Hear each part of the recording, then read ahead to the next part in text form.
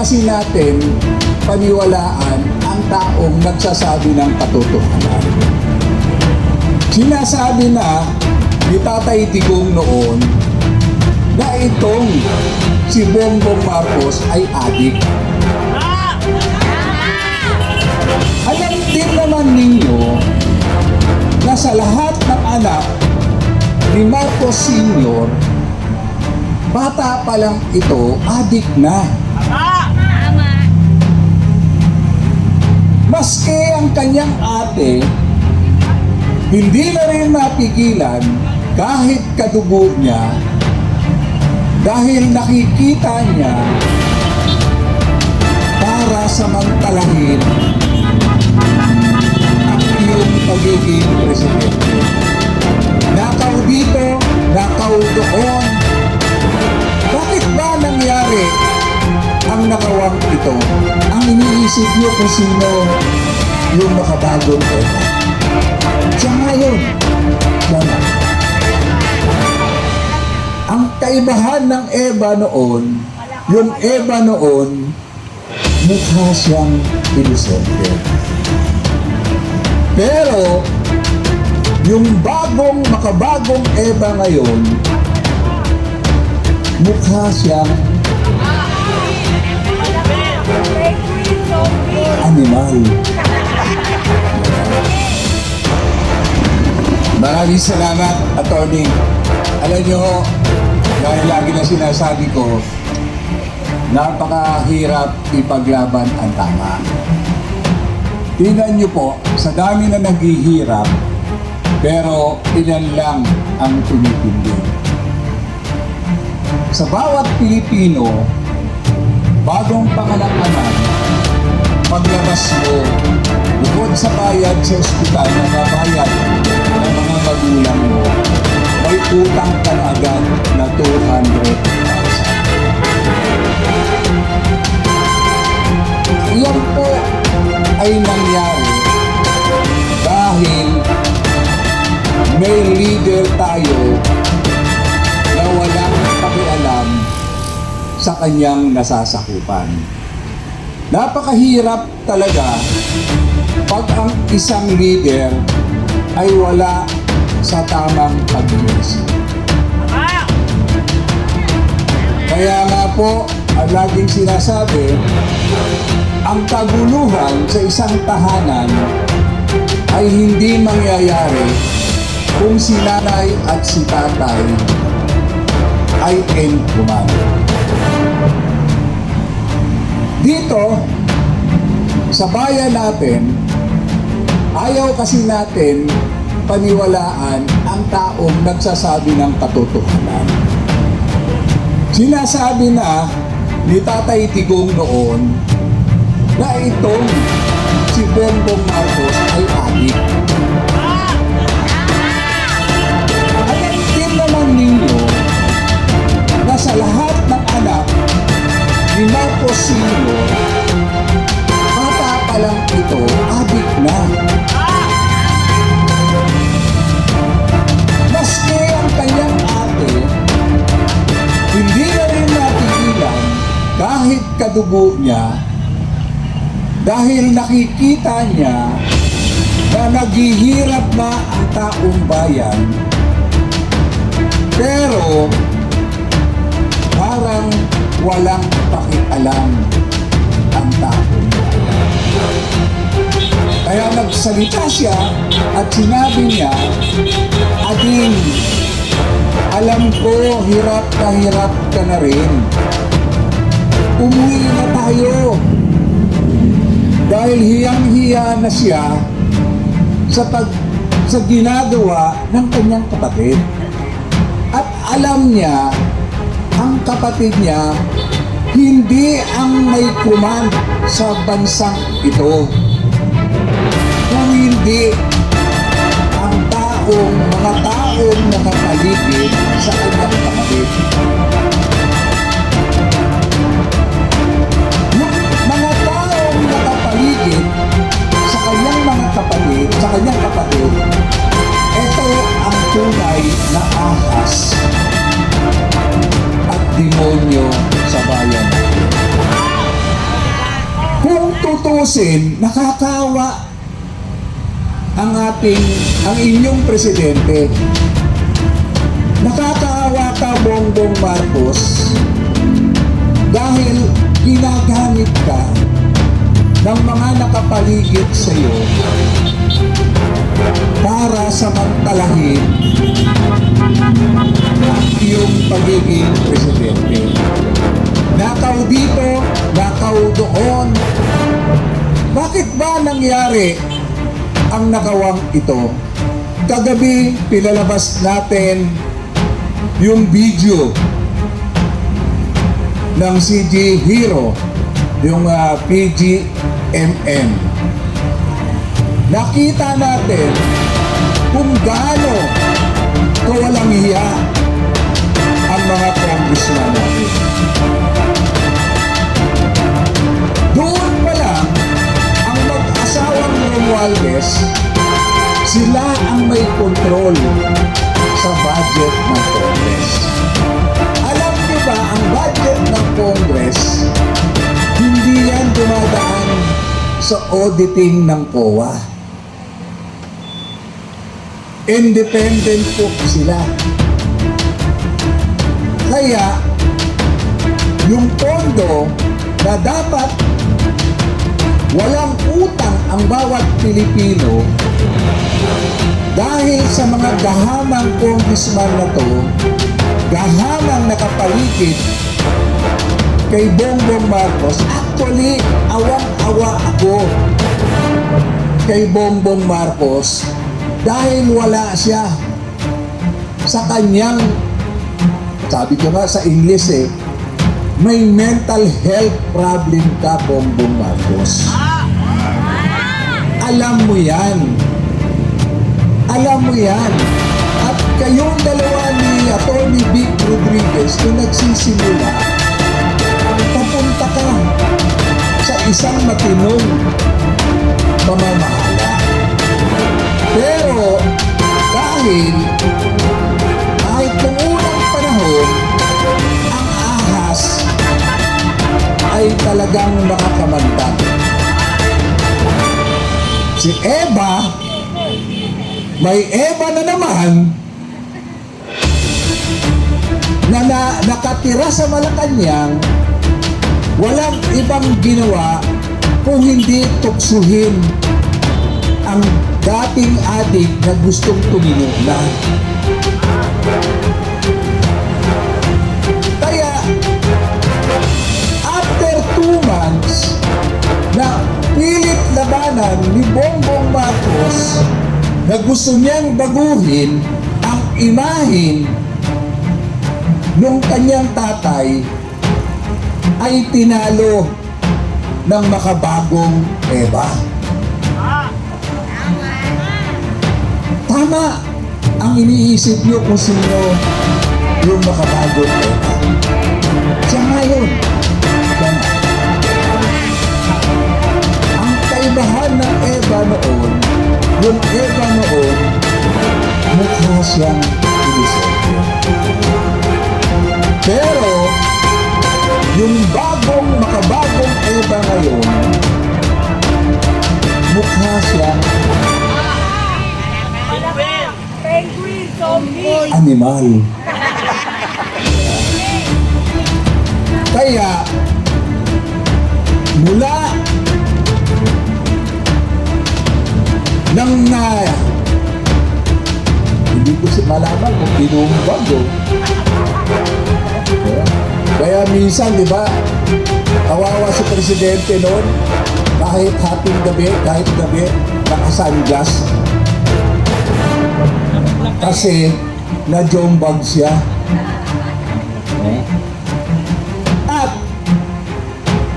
in-isolate na si Atty. Vic Rodriguez para na-solo na ng mga demonyo sa Malacanang. At mula noon, lahat ng tinanggihan ni Bongbong Marcos na maging kabinete ay naupo na. Diyan na nagsimula ang dilubyo ng bayan.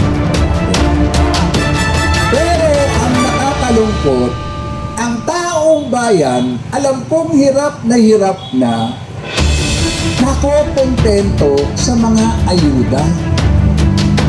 Nakokontento sa 5 kilong bigas, 3,000 piso, 5,000 piso, pero ang pinipirmahan nila 10,000, 15,000, 5,000. Pero hinahayaan nila.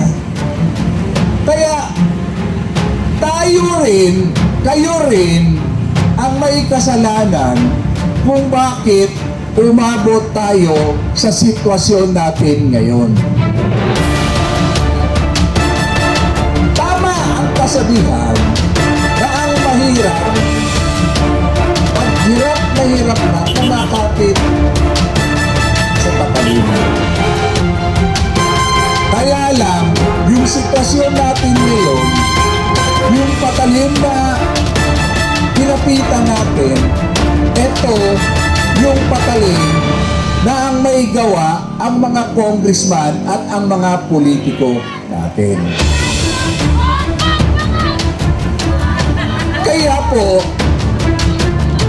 hanggang hindi kayo tumitindig sa tama, hanggang natatakot kayo tumayo para sa tama, patuloy tayong maghihirap, patuloy tayong mawawalan ng dignidad. Alam niyo ho ba, sa buong mundo, kilalang kilala tayo na tayo ang pinakakurap na bansa. Na tayo,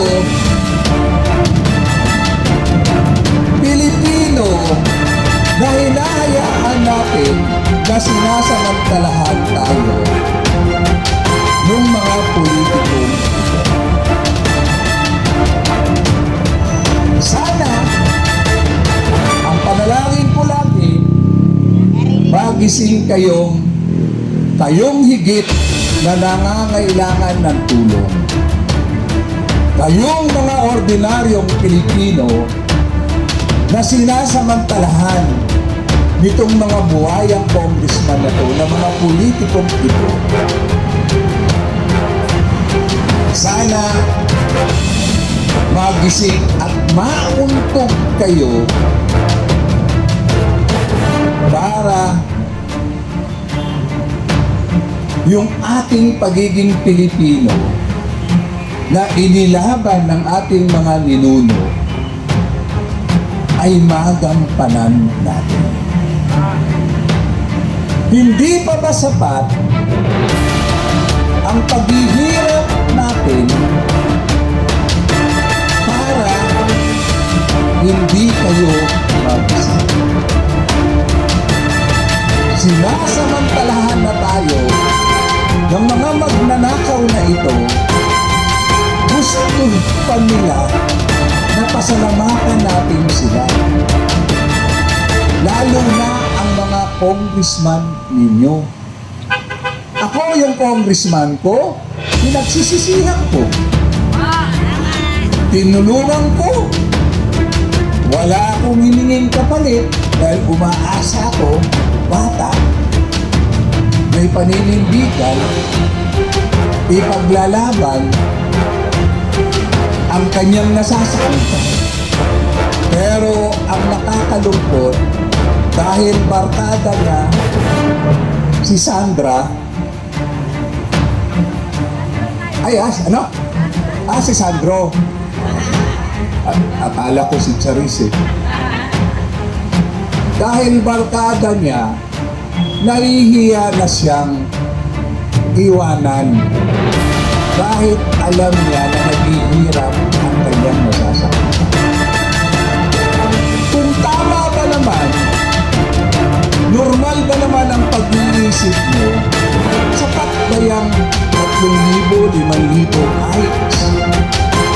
sinusuhong mo sa iyong nasasakupan? Bakit hindi mo turuan ang isda? Bakit hindi mo turuan maghanap buhay? Para hindi umasa sa nakaw ninyo hihingi ng tulong. Alam niyo ho, nasa lumang tipan yan eh. Oo. Wala talagang ibang sisisihin sa nangyayari sa atin ngayon kung hindi tayo. Ako hindi pwede, tumatayo ako rito. Lumalaban ako rito. Kayong nanunood, active sa Facebook. Tingnan niyo ho ngayon, ultimo sa social media, mayroong mga trolls. Mayroong bayarang trolls na nakakalungkot, kapwa natin mahirap, pinagkakalulon ang kanyang kababayan na binihirap. Siguro, kaya nangyayari sa atin ngayong ito ay kailangan mamulat tayo. Kung hindi kayo kikilos ngayon,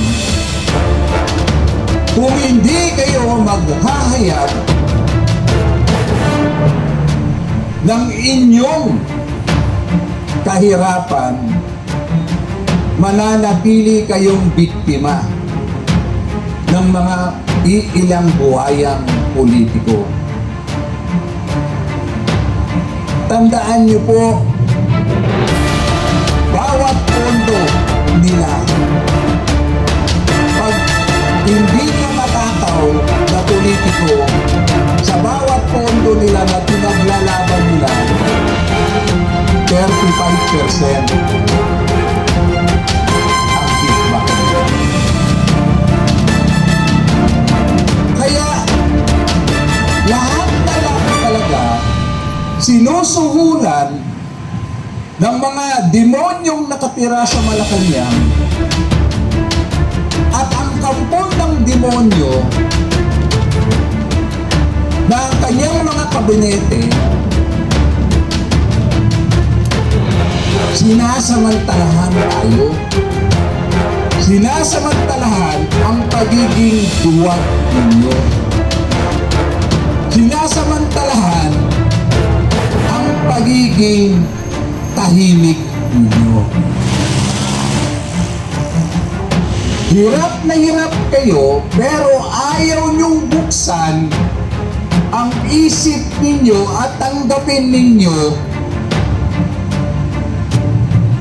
Kailangan gumising kayo o kung anumang pinasinghot sa inyo,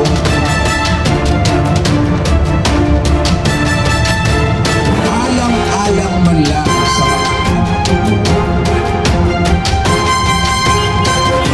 tingnan niyo po kayo, ang lahat ng tumitindig ay kinakasuhan. Hindi pa ba sapat sa inyo yung nakikita yung panggigipit ngayon ng gobyernong ito para patahimikin ang nagsasalita ng katotohanan? Ayaw ko na lang kung saan kayo tutuluhin. Ayaw ko na lang kung bukas o makalawa, may papakain pa kayo sa mga anak niyo. Halos wala nang nagpapautang sa atin. Ano pa mo? Ilang senador bago lang ako? Ilang mga tumitindig na pinakatahimik at pinakasuhan?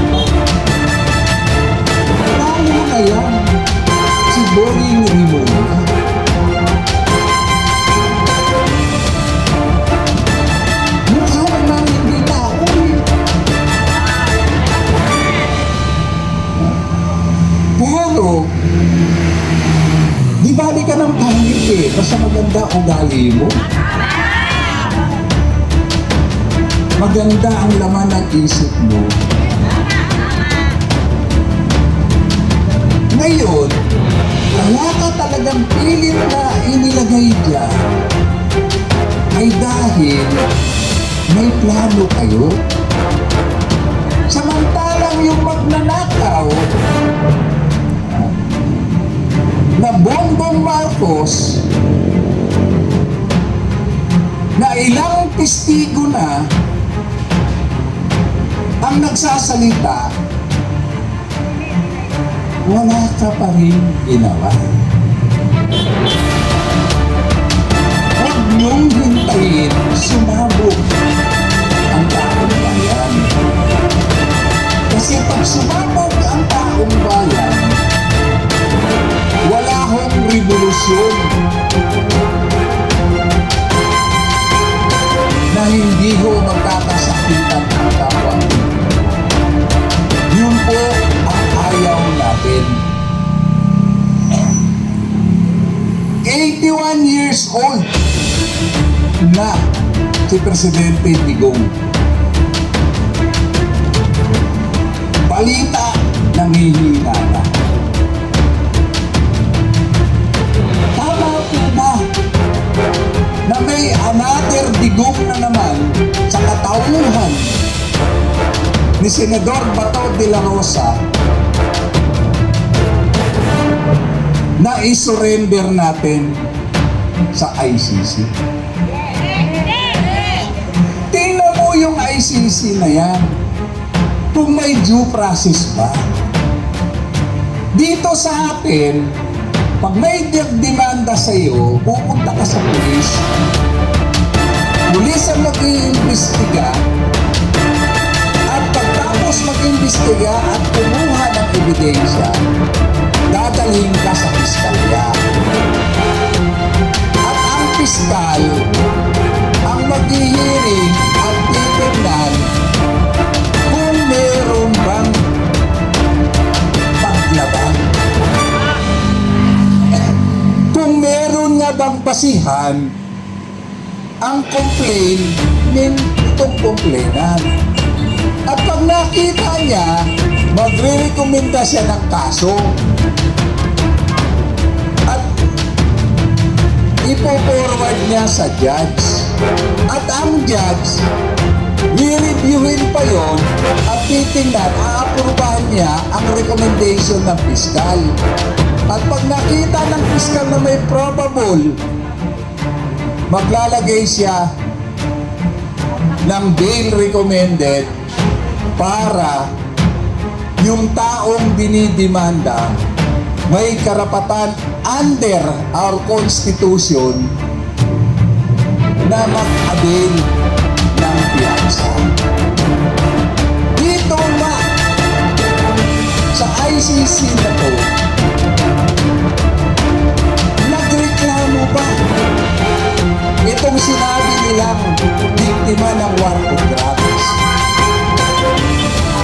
Nagreklamo ba sila na imbestigahan ba? Wala. Ano ang ginawa?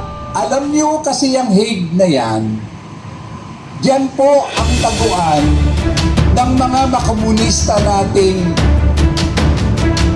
mga founder na nag-exile, lumabas, doon nagtago. Kaya, yung Hague na yan, yung ICC na yan, nabayaran.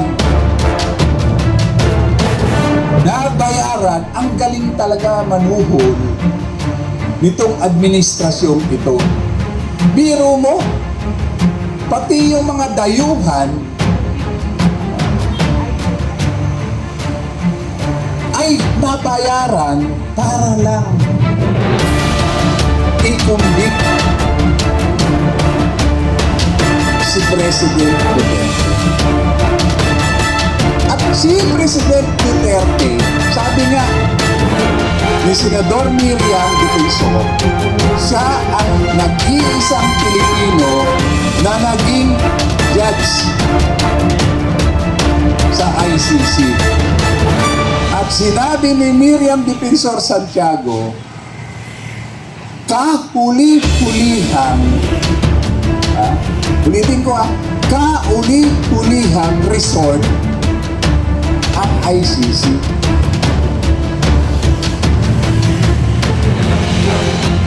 Alam niyo ho, hindi na tayo membro ng ICC. Yung malalaking bansa nga, hindi membro, hindi naniniwala. Ito pa ang isa. Pinakulong nila si Presidente, nagkaroon ba ng investigasyon, due process? Wala. Saan ka nakakita, pumunta raw dito yung mga investigador, sino ang kausap kung hindi hindi ko malaman kung ano. Itong si Trilling, obsessed na maging Vice President noon. Kaya, nag-apply kay Presidente Digong na maging Vice President, yung tinanggihan, doon na siya nagtanim ng galit. Pinaliliwanag ko po ito sa inyo sa simpleng lingwahe, simpleng paraan para naman maintindihan. Pero, sa paliwanag kong ito at hindi pa rin kayo nagising, iyon na ang may problema. Wala nang ibang sisisihin na hinayaan natin mangyari ang lahat ng katarantaduhan sa bayang ito dahil sa inyo na rin. Sino ang higit na naghihirap? Di ba tayo mga ordinaryo? Gusto nyo bang matapos ang paghihirap? Kung gusto nyo matapos ang paghihirap na ito, sino na kayo dito? Pumunta ko kayo dito. At kahit naman magbasa kayo sa Biblia, di ba ang daming hindi naniniwala kay Jesus noon? Si Jesus noon, pinukot siya pa, binabati pa.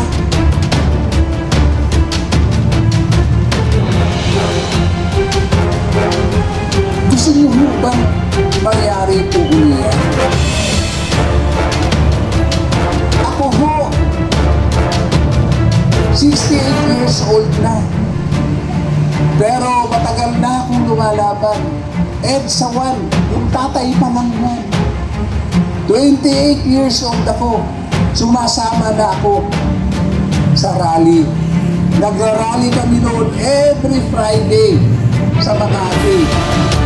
Membro ko ng August 21 movement. Hindi rin po agad nagkaroon ng People's Power yun. Tumagal pa. Nung namatay, nung pinatay si Ninoy Aquino, doon na nagsimula. At nang nagkaroon ng stop election, doon na rin nagising dahil lantaran ang pandarayan. Ako, sinasabi ko po sa inyo, nasa atin. Hindi ko hinahikayat kayong magrevolusyon, hindi ko hinahikayat na mag-armas kayo. Ang hinihikayat ko kayo na gamitin nyo yung karapatan natin. Gamitin nyo yung constitutional rights natin.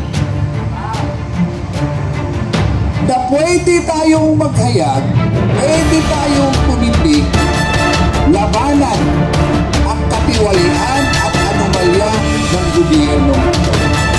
Dahil lahat ng nakano po, public office is public trust.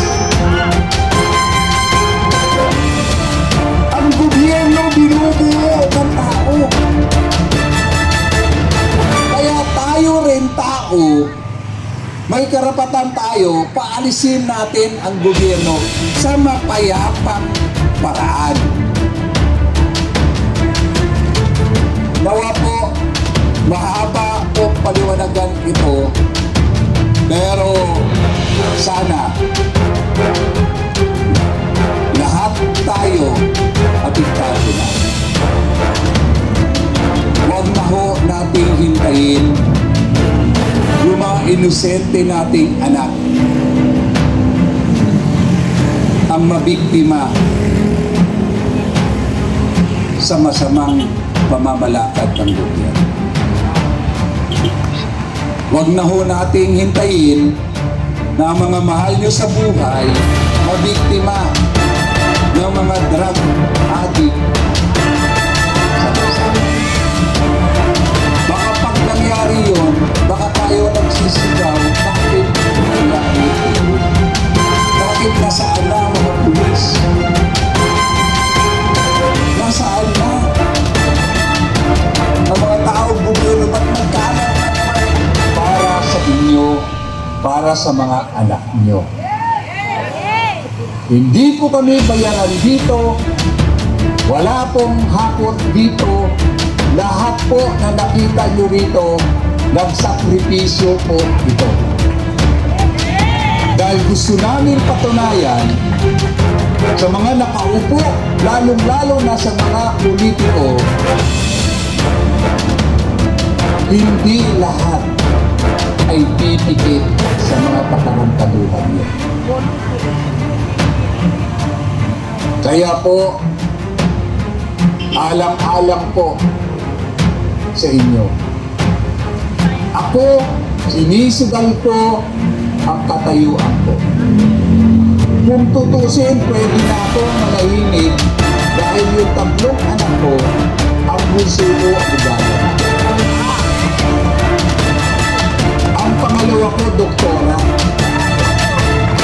At ang pangatlo ko, may apo ako, graduate na rin, at tumutulong na rin sa akin. Pero, yung kalagayan nyo, pinagdaanan ko yan. Anak ako ng isang mahirap, kaya nararamdaman ko ang kalagayan nyo. Walang makakaintindi sa isang mahirap kung hindi galing din sa mahirap. Ito na lang ako ang karapatan nyo. At ipaglaban ko ang para sa inyo na dapat ibigay ng gobyernong ito. Sana kahit paano bukas nandito kami, makasama namin kayo. Kaya nyo bang diskartihan pa ang lupa nyo sa bahay? At magpapasukan na naman hanggang ngayon, nag-iisip kayo kung saan at kanino kayo utang para pang-enrollment lang ng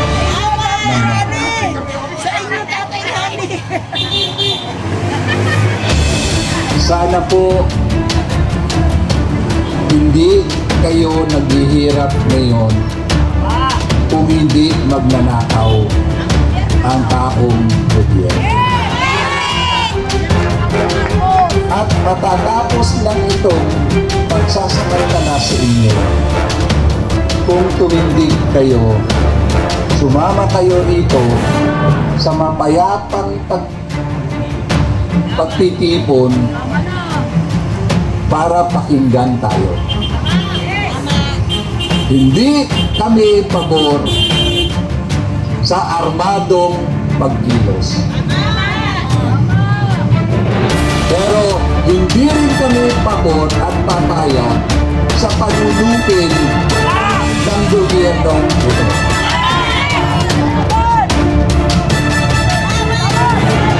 At titindig kami dito ngayon, kaming lahat dito ngayon, may kanya-kanyang problema, may kanya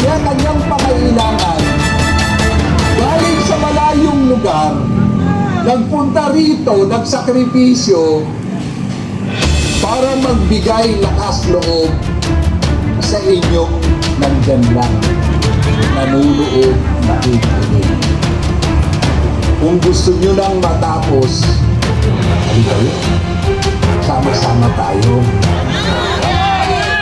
Bukas, punta ka rito. At baka ikaw lang ang kailangan para magising din ang ating mga kababayan. Ipananalangin po namin mamayayang na magising po. Nasa Diyos ang awa, nasa atin